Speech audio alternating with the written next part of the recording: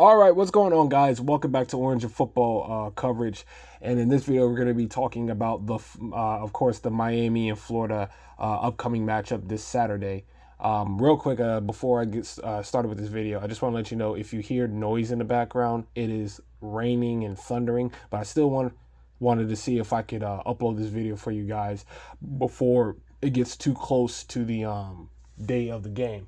So in this video, we're not going to be doing a win or lose prediction for either team, because if you saw my video that I did for Florida's schedule prediction, you already know I have Florida winning this game and I'm predicting them to win this game. What this is going to be a video talking about the players to watch for on both sides for the Canes and the Gators, the keys to win for both the Canes and the Gators, and the impact this could have for both programs and for the fan bases, both in terms of perception wise for their surrounding their head coaches, recruiting, and how this could affect the potential outlook on the season for both teams.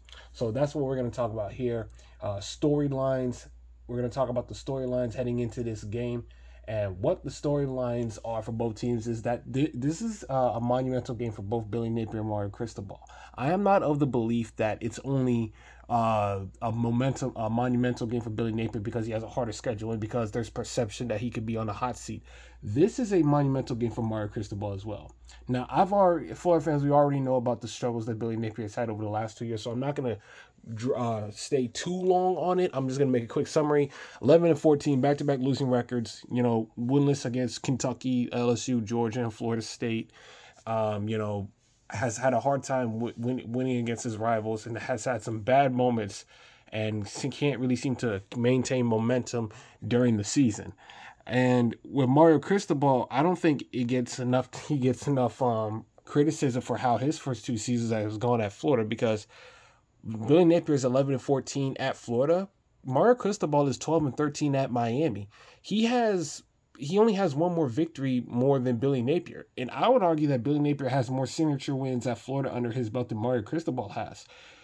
I mean, what victory does Mario Cristobal have that equals or surpasses Billy Napier's victories against Utah, a top 10 team, in his very first game, and the Tennessee win last year? And I've also argued that Mario Cristobal's losses have been more embarrassing than Billy Napier has. The debacle with Georgia Tech, the embarrassing performance with Middle Tennessee, the game against Duke in which they turned the ball over 8 times in one game, quitting against Florida State in that 45-3 beatdown 2 years ago, losing to Rutgers, and being the first head coach in the history of UM to lose to Rutgers in that bowl game. I don't care if Miami had a bunch of players out. You still had way more talent on your football team than Rutgers did. There's no reason why Miami should not have won that football game. Miami should have lost that football game. And, while Mario Cristobal has done a better job in terms of recruiting than Billy Napier, if you really think about it, it's mainly because he's backloading his classes with 3-star players.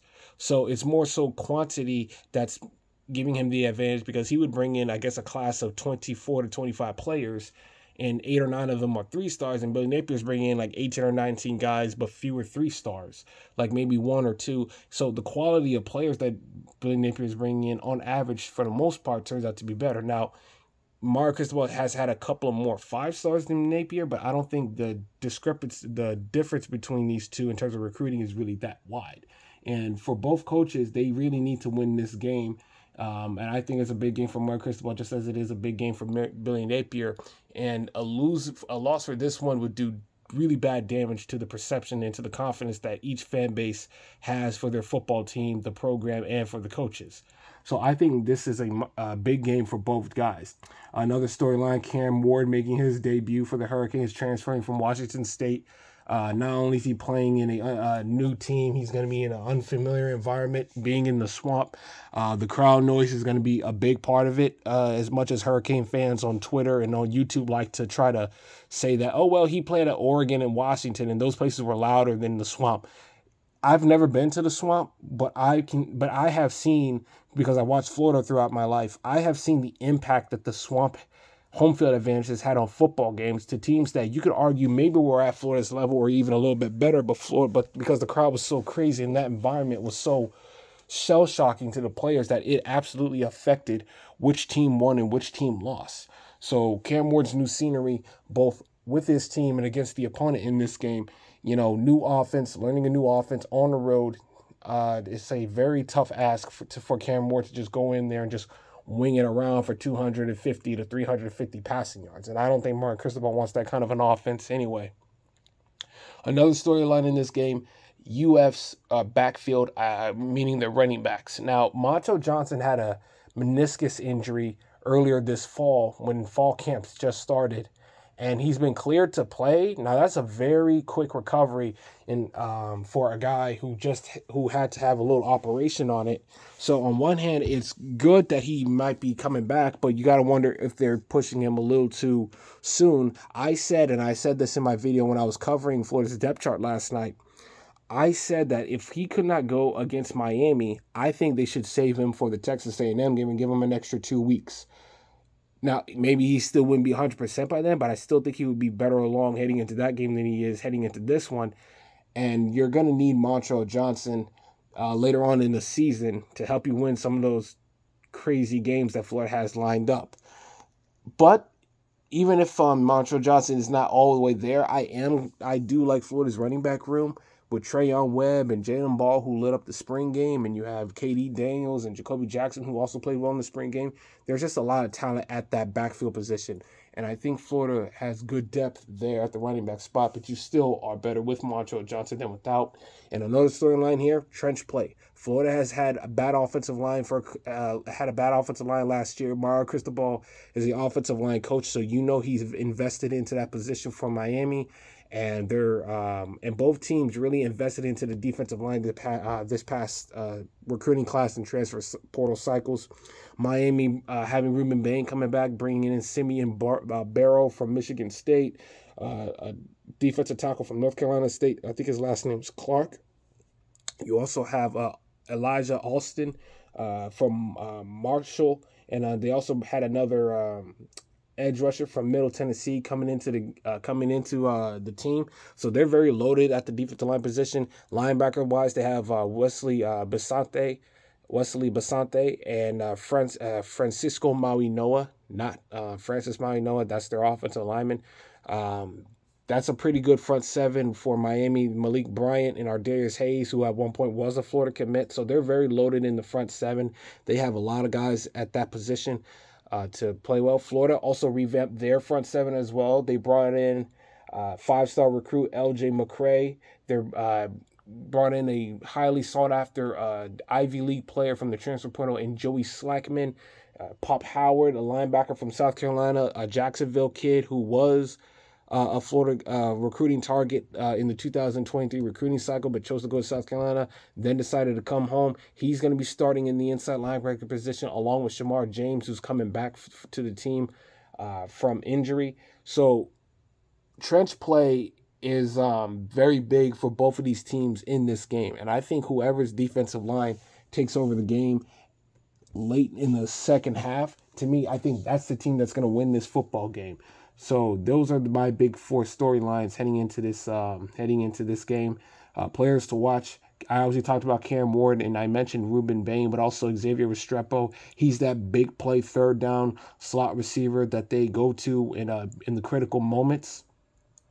And not only just do they have Xavier Restrepo, they also have Jacoby George. They brought in Damian Martinez, the running back from Oregon State. They brought in Sam Brown, a nice slot receiver from Houston. They have Mark Fletcher coming back at the running back position, who led the team in rushing last year. So they have a lot of talent on both sides of the ball for Miami. So those are the players to watch for the Hurricanes. For the Florida Gators, you also have, I talked about Shamar James and the defensive players that they have. In the secondary, Jason Marshall Jr., the senior, is coming back to Florida with Devin Moore at the starting opposite cornerback position. Devin Moore is very talented, but can't seem to stay on the field. They're bringing a veteran safety, a pair of veteran safeties into Crazy Bridges and Asa Turner from the Pac-12 Turner, Washington, Bridges, Oregon, to bring in some leadership to that safety room to go along with Jordan Castell, who had a very good freshman season for Florida last year on the offensive side of the ball. I already talked about the running backs. You have Graham Mertz, the returning starting quarterback for Florida. That's a big advantage for any college football team when you have a returning starter at that position, and they have a Trey Wilson or Eugene Wilson III, Trey Wilson for short. They have returning starting tight end Arliss Boardingham, who I really started to like towards the end of the year.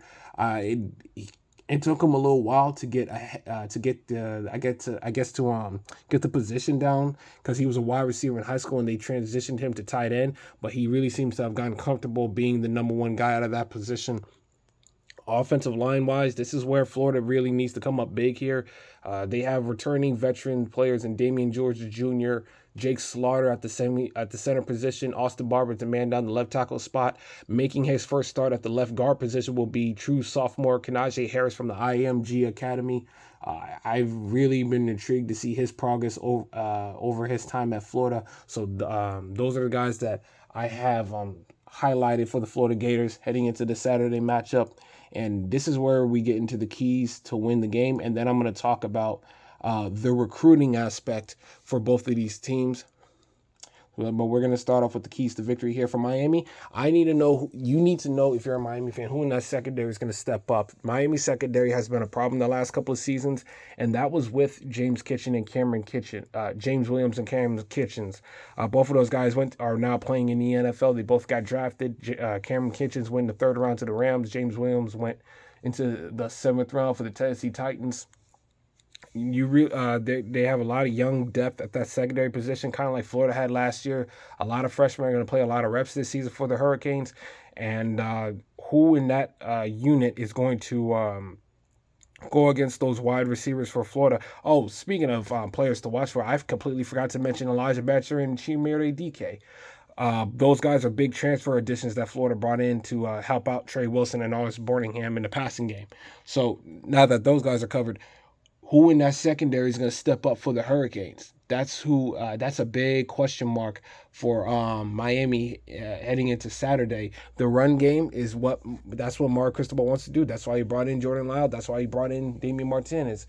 With Mark Fletcher coming back, he wants to run the football and pound the football. That's who he is. He's an former offensive lineman. Offensive linemen, in turn, the head coaches want their team to be built on toughness and physicality. So Florida linebackers, defensive line need to have their chins strapped extra tight, and they also need to neutralize that crowd. The Hurricane fans are making a big mistake underestimating the crowd that noise that the Swamp can have on the football game. There have been plenty of times where Florida maybe shouldn't have won a game two, but the crowd played such an impact into the game, it kind of discombobulates the opposing team's offenses. And the 2019 game against Auburn, I think, is a good example of that. It was just insane. They were loud. They played a big impact in Florida winning that football game. So if you're in Miami, you got to neutralize that crowd. So you want to, I think you want to take the ball and then score on your touchdown on your very first possession. That'll take the wind out of a lot of Florida fans' sails.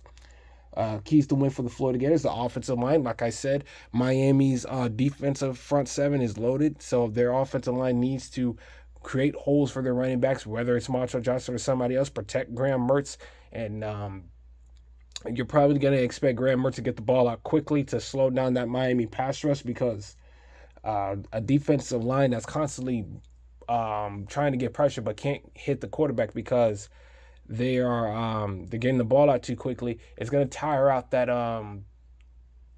defensive lineman. Over the course of the game, the linebackers, Florida's linebackers are going to go up against some real good Miami running backs, and they really need to be in feast or famine mode. And I think they need to give some serious pop to those running backs and show these guys, hey, we're here to play physical too, and we're not going to let you come into our stadium and out tough us. And I would say the third big key for Florida is the help for Trey. I mentioned Badger and Chimere DK. Can those guys come in and take advantage of the coverage that Trey Wilson's going to demand and give some big impact plays to make it more difficult for the defense to just keying in on Trey Wilson? to help out Graham Mertz, and those are the keys of victory. And in terms of impact for both teams, if you're Mario Cristobal and you lose this game to Florida, it's not going to hurt you in terms of aspirations to maybe compete for an ACC title because it's an out of conference opponent. But you lose to Florida, and you're already 0-2 to Florida State when you were brought in because of a loss to Florida State back in 2021, because Diaz lost to Florida State in 2021. If you go 0-3 against your two big in-state rivals, that's not a good look. And now you'll be 12-14 with the same record as Billy Napier, but you're 0-1 to Billy Napier. And that's a bad loss for Mario Cristobal. And it will just question whether or not Miami can eventually win some big time football games underneath his leadership as head coach. Now, he's not going to be on the hot seat, so to speak, but it will be a giant damage to the perception of him as a coach and the perception of where the program is headed. For Billy Napier, obviously, you are in the hot seat, and a loss right here to Miami, it will be much more difficult to find victories for Florida throughout the season. When you look at having to play Texas A&M in a couple of weeks, then you got Tennessee on the road, and then obviously you got that gauntlet after your second bye week, and in between you got UCF and Kentucky, who you're winless against. So a loss right here would be way more damaging for Billy Napier because of his job, the perception around his job security. But a loss would be terrible for Mario Cristobal as well. And a victory would do good for both of these programs. And in terms of recruiting, there's going to be some high level recruits at this game right now. So I'm on Twitter right now, or X, and I'm on in all kinds of weathers recruiting, hosted by Neil Shulman and his partner Chris Yates, and they did a list about the players that are going to be visiting the game: C.J. Pickett, Ty Jackson, Malik Autry, Vernell Brown, Joshua Moore, Jalen Wiggins, Tayshaun Gesley, Waltez Clark, Cortez Miller, Demetrius Samuel, Jarquez Carter, Jemiah McLeod, Miles Johnson, Jas Gasper, Joseph Mabacho. If some of these names sound familiar, that's because they are committed to Florida.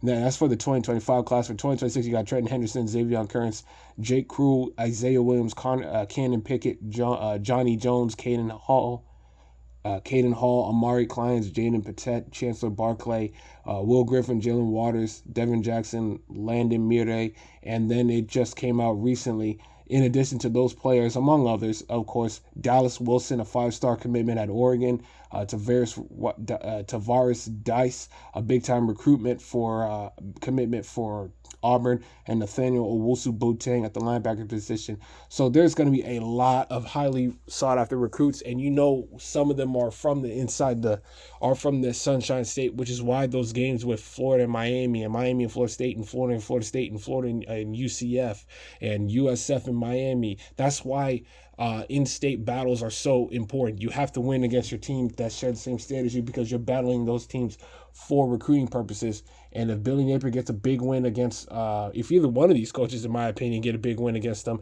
that's going to draw such great favor with those recruits.